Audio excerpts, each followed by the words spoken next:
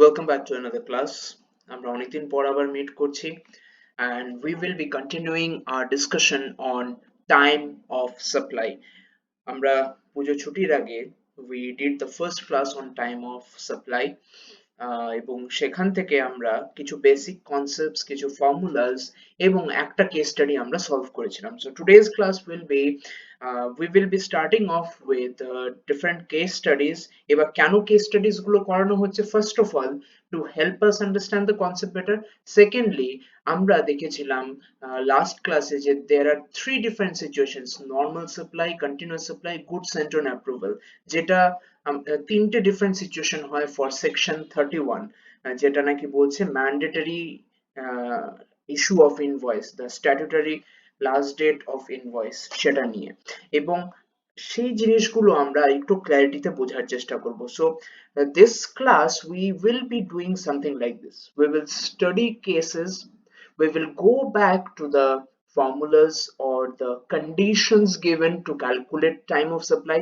We will again and again study through them, and then we will get back to the question and solve the question. Asha kori in this way we will be able to understand the concept of time of supply. Okay, so let us proceed ahead and let us look at this question. এখানে বলা আছে Mr. X receives an order from Mr. Y on January 12, 2020 for supply of goods valued at rupees 14,70,000. Mr. X receives an advance payment of 5 lakh on January 13, 2020. Mr. X dispatches the goods to Mr. Y on 14 January. Tax invoice is also issued on such date. The balance payment is credited in the bank account of X on January 15, 2020. X is not a composite dealer. Find out the time of supply. এবং আমরা এখানে direct সলিউশনে যাব না. First we will again go back to the previous concepts এবং তার জন্য we have this. এটা section 31 কে নিয়ে ডিল করছে. section 31 ঠিক আছে. এবার সেখানে সেকশন 31 এ কি বলছে, last date of mandatory issue of ইনভয়েসটা আমরা কি করে ক্যালকুলেট করব. তার জন্য আমাদের বেসিক্যালি তিনটে সিচুয়েশন আছে, একটা দুটো তিনটে, ঠিক আছে. একটা normal situation, continuous supply, good sent on approval. এবার সমস্যাটা হলো আমাদেরকে কোনো এরকম কেস স্টাডি সলভ করার আগে বের করতে হবে এই যে পুরো ঘটনাটা ঘটছে সেটা কি নরমাল সিচুয়েশনের, সেটা কি কন্টিনিউয়াস সাপ্লাই এর, না সেটা গুড সেন্ট অন অ্যাপ্রুভাল এর. ঠিক আছে, তাই আমাদেরকে এখানে ভালো করে দেখতে হবে. এবার আমাদের যে প্রিভিয়াস এই যে কোশ্চেনটা আছে, এই কোশ্চেনের মধ্যে দেখো এটা কি কন্টিনিউয়াস সাপ্লাই বলে ধরা যায় কি? কারণ কন্টিনিউয়াস সাপ্লাই এর মানে কি, ধরো পাইপলাইন দিয়ে গ্যাস আসছে বা ওয়্যার দিয়ে ইলেকট্রিসিটি আসছে, সেটা কি লটে লটে আসে নাকি সেটা কন্টিনিউয়াস ফ্লো হয়ে যায়? যেগুলো কন্টিনিউয়াস ফ্লো হয়ে যাচ্ছে সেগুলোকে কিন্তু কন্টিনিউয়াস সাপ্লাই বলা হচ্ছে.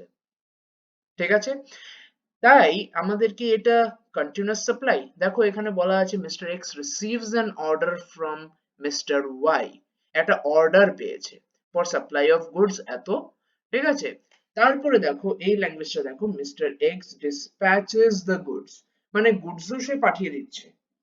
ঠিক আছে, মানে কথা থেকেই বোঝা যাচ্ছে যে it is not a continuous supply. এবার এটা কি good sent on approval? Good sent on অ্যাপ্রুভালে কি হয়, আমি আগেই জিনিস পাঠিয়ে দিই অর্ডার আসার আগেই, তারপরে যদি ওর পছন্দ হয় সে নিয়ে নেয়, তারপরে ওর যে নিয়েছে সেটা আমাকে কনভে করে দেয়. কিন্তু এখানে তো অর্ডার পেয়েছে তারপরে গুডসটাকে ডিসপ্যাচ করেছে টাকা পেমেন্ট করার পরে. So this is not good sent on approval. তাহলে আমরা বলতে পারি যে এই সিচুয়েশনটা কিন্তু অ্যাকচুয়ালি কন্টিনিউয়াস সাপ্লাইও নয়, গুড সেন্ট অন অ্যাপ্রুভালও নয়. It is actually normal situation, মানে নর্মাল অর্ডার দিয়েছে, গুডস প্যাক করেছে পাঠিয়ে দিয়েছে. ঠিক আছে, so we will not look at the other two situation, we will just stick to normal situation. But normal situation A how to figure out the last date of invoice, এই যে উপরের বক্সটা আমাদেরকে বলবে এখানে কি লেখা আছে, before or at the time of removal, delivery or when made available to recipient. তার মানে দেখো এখানে লিখছি time of delivery বা time অফ রিমুভাল, ঠিক আছে? এই দুটো জিনিস আমাদেরকে দেখতে হবে। যেটা আর্লিয়ার হবে that will be the last date of mandatory issue of invoice according to section 31। এবার কেন আমরা section 31 নিয়ে এত মাথা ঘামাচ্ছি? কারণ কি এখানে কি আমাদের এখনো টাইম অফ সাপ্লাই বলছে না, এখন আমরা টাইম অফ সাপ্লাই আসিনি, কিন্তু টাইম অফ সাপ্লাই বের করতে গেলে দেখো এই জিনিসটা আমরা স্টাডি করেছিলাম, জেনারেল প্রভিশন আর কম্পোজিট প্রভিশন দুটোতেই সেকশন 31 কিন্তু আছে। তো সেকশন 31 না জানলে আমরা কিন্তু সেটাকে নিয়ে প্রসিড করতে পারবো না। তাই আমাদেরকে এখান থেকে সেকশন 31 জানতে হবে। সেকশন 31 কি বলছে? Mandatory issue of last date of invoice, ঠিক আছে? তো সেটা কি হবে? সেটা এখান থেকে আমি দেখছি before or at time of removal or delivery or when made available to recipient, সেটা দেখতে হবে আমাকে। এবং তারপরে এখানটাতে যখন আমরা আসছি, এখানে আবার দুটো সিচুয়েশন, একটা জেনারেল একটা কম্পোজিট স্কিম। এবার কম্পোজিট স্কিম আমাদের অ্যাপ্লাই হবেই না, কারণ কি কোশ্চেনটাতে খুব ক্লিয়ারলি বলা আছে the dealer is not a composite dealer. তার মানে আমরা এটাকে সরিয়ে দিতে পারি। তার মানে আমাদের কাছে কি রয়ে গেল? কি অ্যাকচুয়ালি বের করতে হবে for the sake of time of supply? এটা বের করতে গেলে we need the date of issue of invoice and the last date of mandatory issue of invoice. এই দুটোর মধ্যে যেটা আর্লিয়ার হবে that will be my time of supply. ঠিক আছে, চলো let's go back to the question right now and let us read through it before we solve it। লেখা আছে এখানে Mr. X receives an order from Mr. Y on January 12। এবার কোশ্চেনটা পড়বো, but we will keep in mind যে আমাদের কোথায় time of delivery বা টাইম অফ রিমুভাল এর ব্যাপারে কোন ইনফরমেশন দেওয়া আছে। ফার্স্ট ওটা, সেকেন্ড আমাদেরকে দেখতে হবে ইনভয়েসের ব্যাপারে কি বলা আছে। এই দুটোই জিনিস আমাদের দরকার, ঠিক আছে? এবার বলছে জানুয়ারি 12 এ সে অর্ডার পেয়েছে for supply of goods valued at rupees 14,70,000। Mr. X receives an advance payment of rupees 5 lakh on January 13, 2020। Mr. X dispatches the goods to Mr. Y on 14th January 2020। এই লাইনটা কিন্তু ইম্পর্টেন্ট। dispatches মানে কি? Time of removal of goods, মানে ও ওর premises থেকে পাঠিয়ে দিয়েছে, ঠিক আছে? So mister X now sends the goods, মানে this is time of removal, ঠিক আছে? তারপর কি বলা আছে? ট্যাক্স ইনভয়েস, এই যে এই লাইনটা important, tax invoice is also issued on such date, মানে সেম ডেটে ট্যাক্স ইনভয়েসও ইস্যু করা হয়েছে। তারপর ব্যালেন্স পেমেন্টের কথা বলা আছে, X is not a composite dealer, find out the time of supply. এটাকে বের করব কি করে? Solution, time of supply is earlier of the following, কিসে কিসে? Date of issue of invoice. এবার সেটা কত? 14th January 2020। কি করে বললাম?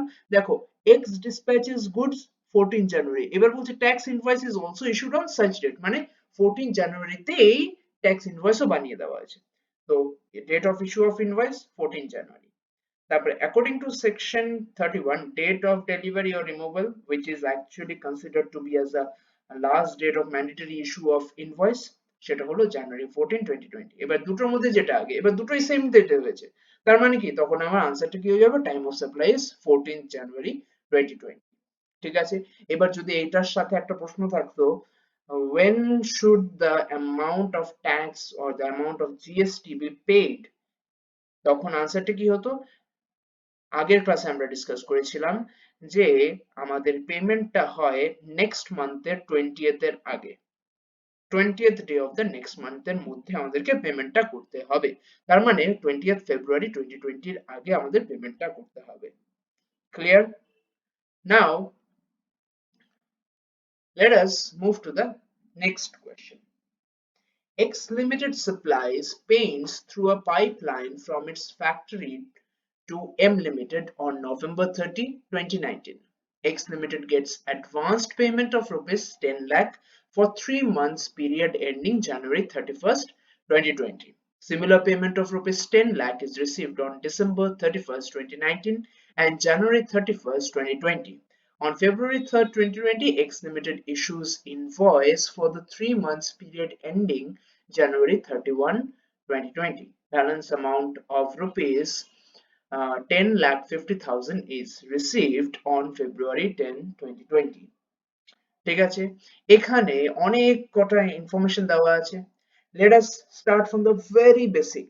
সেকশন 31 এর জন্য তিনটে কেস হয়, এটাকে কোন কেসে ফিট করা যাবে এবং কি দেখে বুঝবো।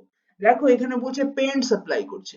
আমরা জেনারেলি পেইন্ট কি দেখেছি, পেইন্ট আমরা দেখেছি বাক্সতে বিক্রি হয়, বক্স বড় বড় ড্রামের মতো বক্স গুলোতে বিক্রি হয়।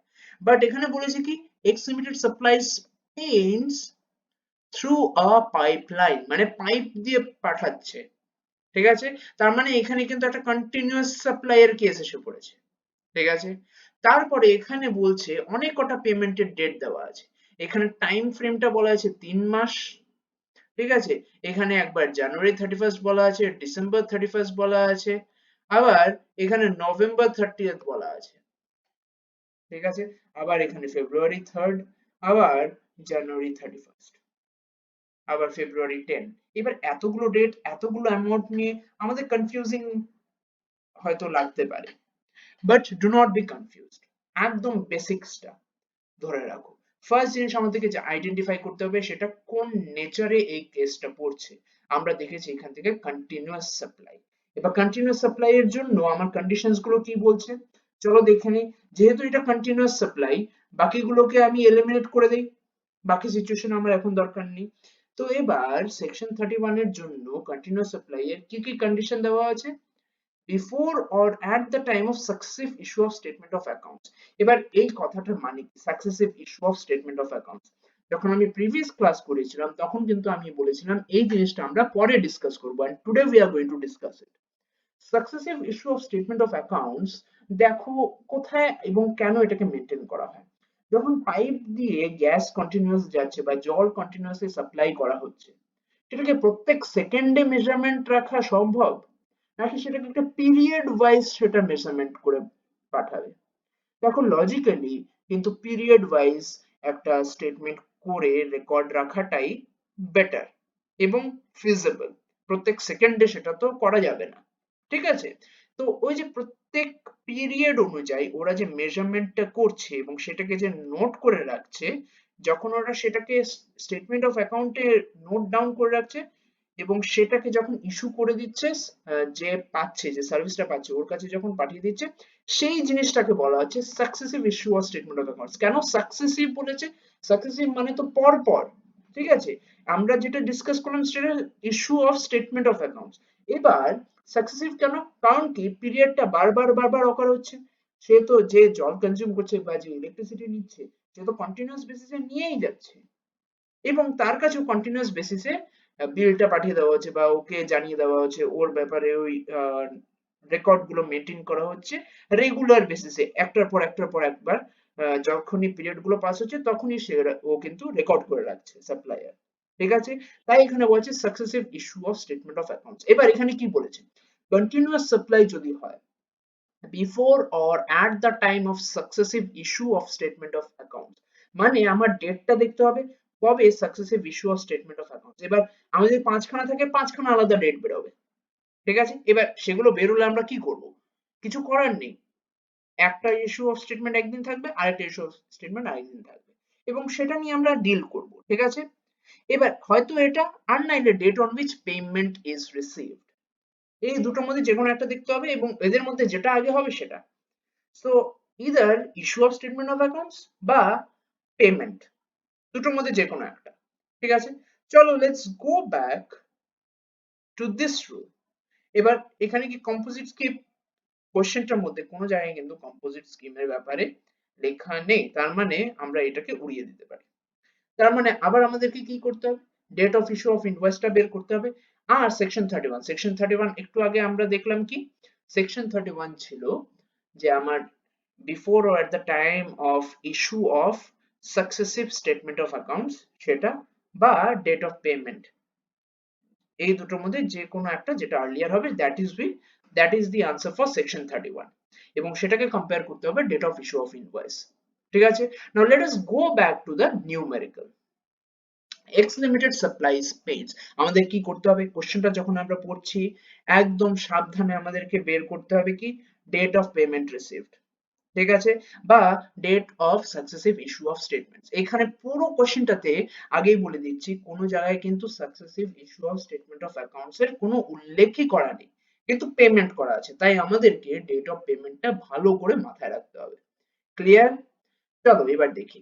X Limited supplies paints through a pipeline from its factory to M Limited on November 30th, 2019. X Limited gets advance payment, মানে একটা পেমেন্ট হয়েছে কত, 10 লাখের, নভেম্বর 30th এ। তারপর similar payment of rupees 10 lakh is received on December 31st, December 31st এও আরেকটা payment হয়েছে। এবার and January 30, and January 31st মানে কি, similar payment of rupees 10 lakh is received on December 31st and January 31st। তার মানে তিনটে date of payment, November 30, December 31st, January 31st। তারপর on February 3rd, 2020, X Limited issues invoice। এবার ফেব্রুয়ারি 3rd এ issues invoice, ইনভয়েসের ব্যাপারে বলা আছে। ঠিক আছে, now balance amount of rupees 10 lakh 50 is received on February 10, 2020. What is the time of supply? এবার সেটা আমরা সলভ কি করে করব, সেটা জেনারেলি আমরা একটা টেবিল দিয়ে করব। সলিউশনটা আমি এক্ষুনি দিয়ে দিচ্ছি, but I will explain each and everything over here. ঠিক আছে, আগে আমরা কেসটাকে ভালো করে বুঝে নিই। এই যে পুরো কেসটা হয়েছে, এটা কিন্তু একটা 3 মাসের পিরিয়ডের জন্য হচ্ছে। নভেম্বর টু জানুয়ারির মধ্যে যে সাপ্লাইটা হচ্ছে পেইন্টের, সেটা নিয়ে। ঠিক আছে, এবং সেটাকে যেহেতু কন্টিনিউয়াস সাপ্লাই হয়েই যাচ্ছে, নভেম্বরে একটা টাকা দিল, ডিসেম্বরে একটা টাকা দিল, জানুয়ারিতে একটা টাকা দিল, তারপর বাকি ছিল সেটা ওরা ফেব্রুয়ারিতে দিয়ে দিয়েছে।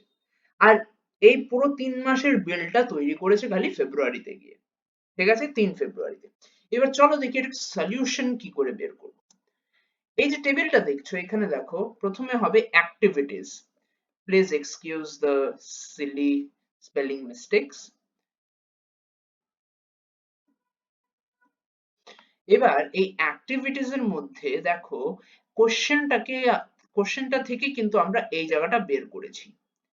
ঠিক আছে, কি করে দেখো, প্রথম যে 10 লাখটা সেটা নভেম্বর 30th এ পেমেন্ট করা হয়েছে, তারপর ডিসেম্বর, তারপরে জানুয়ারি, এবং ব্যালেন্স পেমেন্ট। ঠিক আছে, তারপর দেখো ইনভয়েস কতবার ইস্যু করা হয়েছে, খালি একবার, ফেব্রুয়ারি 30th, ফেব্রুয়ারি 3rd এ। ঠিক আছে, তারপর সেকশন 31, সেকশন 31 এ কি হয়েছে, আমরা কি বের করতে চলেছি, ডেট অফ পেমেন্ট আমরা কনসিডার করছি। মনে করে দেখো, দুটো কন্ডিশন ছিল, before or at the time of successive issue of statement of accounts or date of payment. ঠিক আছে, তো এখানে আমাদের খালি ডেট অফ পেমেন্ট আছে, তাই সেকশন 31 অনুযায়ী আমাদের ডেট কোনগুলো হবে, যে যে ডেট গুলো পেমেন্টে আছে। ঠিক আছে, সেটা হয়ে গেল। এবার টাইম অফ সাপ্লাইটা কি হবে, টাইম অফ সাপ্লাই এ কিন্তু date of issue of invoice এর সাথে কম্পেয়ার হবে সেকশন 31 এর, মানে এই এই এই কলামটার সাথে এই কলামটা কম্পেয়ার হবে, হুইচ এভার ইজ আর্লিয়ার। এবার দেখো এই জায়গায় কোনো কিছু নেই। ফার্স্ট যেটা 10 লাখ নভেম্বর 30th এর সাথে যে ইনভয়েস এর কলামে কোনো কিছু দেওয়া নেই, ইনভয়েস খালি একবার ইস্যু হয়েছে। তো তাইলে এখানে আমার কিন্তু নভেম্বর 30th আছে সেকশন 31 এ। এই দুটোর মধ্যে whichever is earlier, ইনভয়েস থাকুক না থাকুক, আমার একটা তো আছে, সেটাই তখন আমার কনসিডার হয়ে যাবে। ইনফ্যাক্ট তখন time of supply will be the date of payment.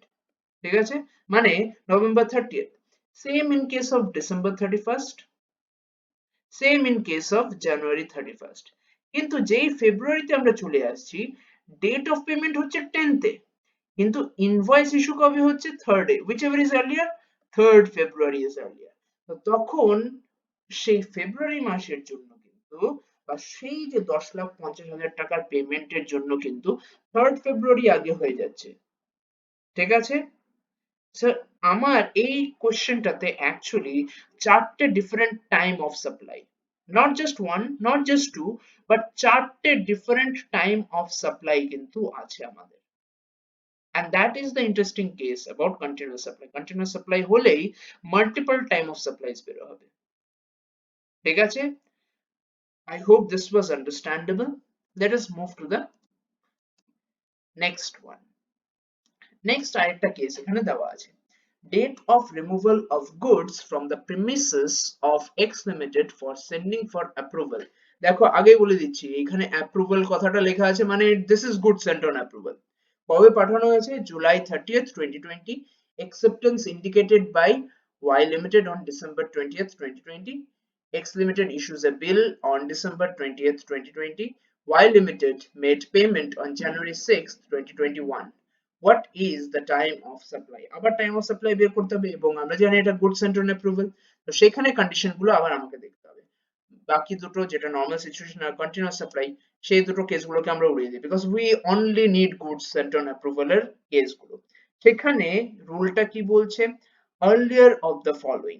ঠিক আছে, এই বক্সটাকে দেখো, earlier of the following 6 months from the date of removal of goods, মানে যেই দিনে আমার গুডস গুলোকে পাঠানো হয়েছিল অ্যাপ্রুভাল এর জন্য সেটা থেকে 6 মান্থস আমাকে ক্যালকুলেট করতে হবে, একটা ডেট আসবে, অর সেটাকে কার সাথে কম্পেয়ার করতে হবে, or date when the recipient receives or accepts, যেদিন যার কাছে পাঠানো হয়েছিল সে একসেপ্ট করেছে সেই ডেটটা।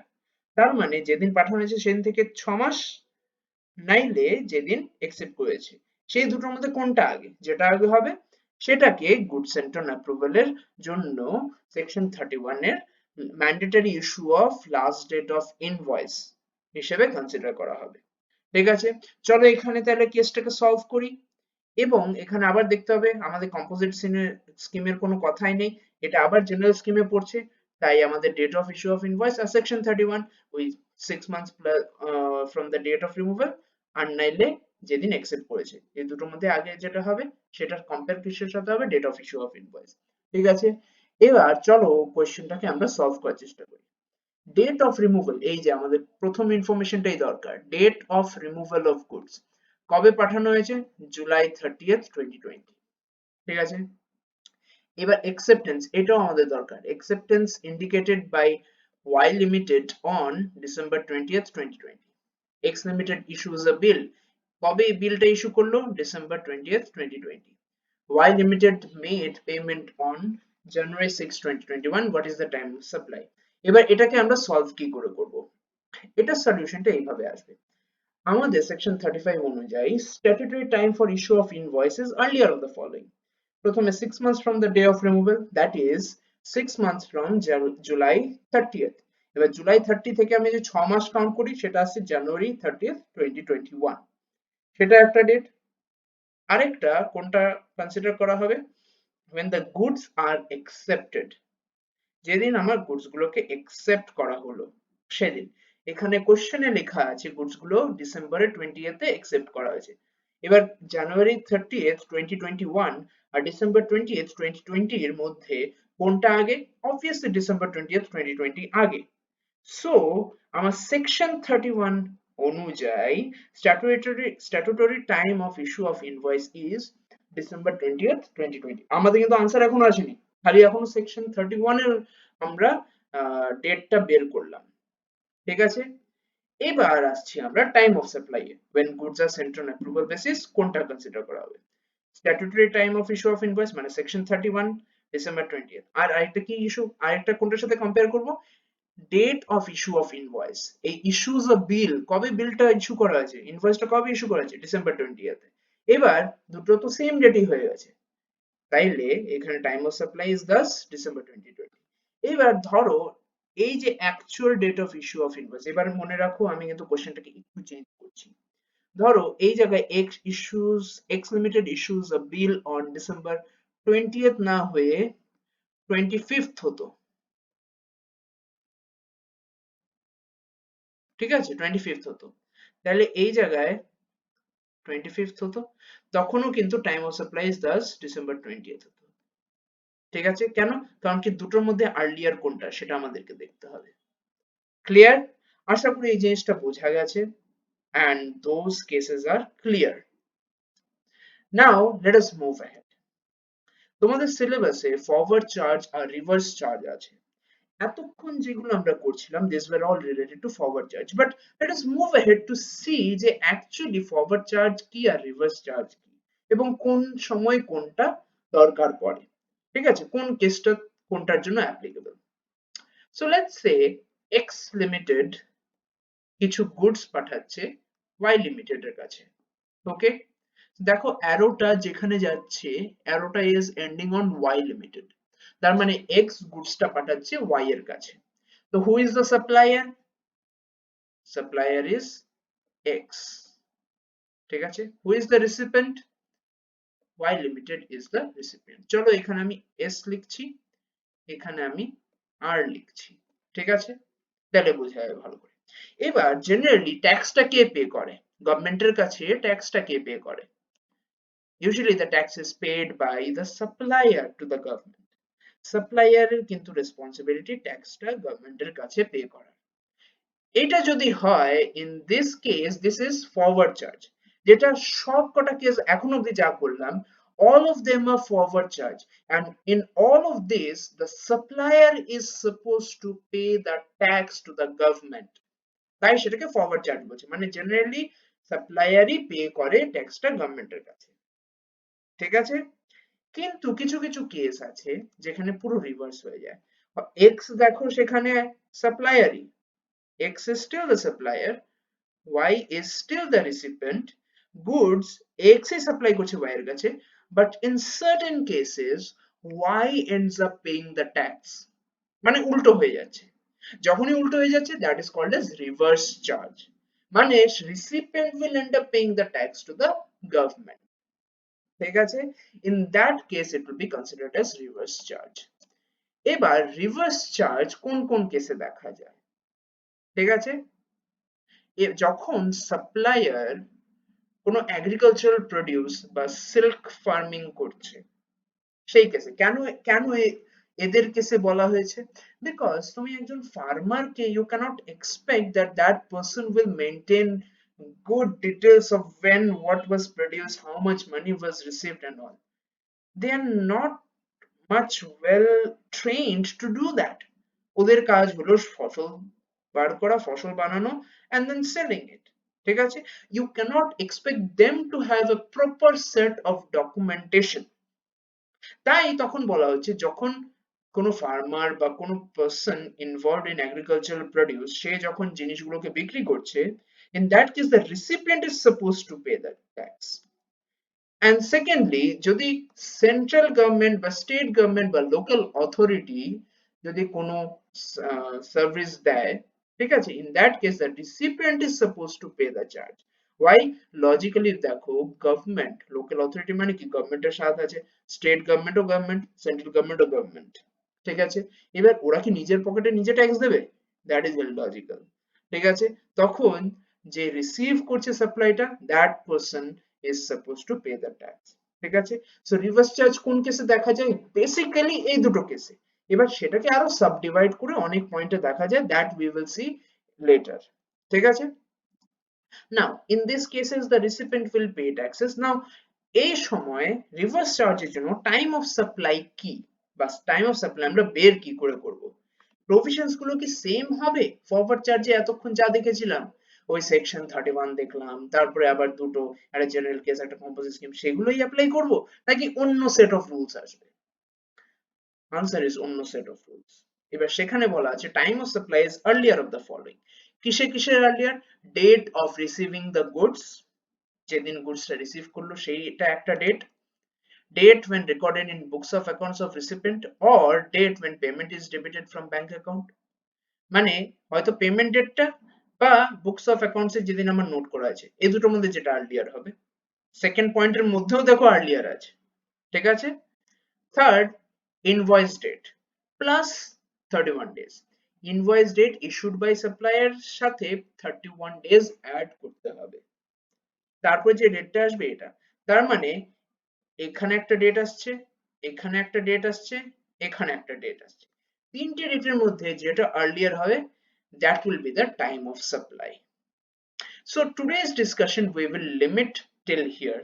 in the next class we shall go in much details regarding reverse charge।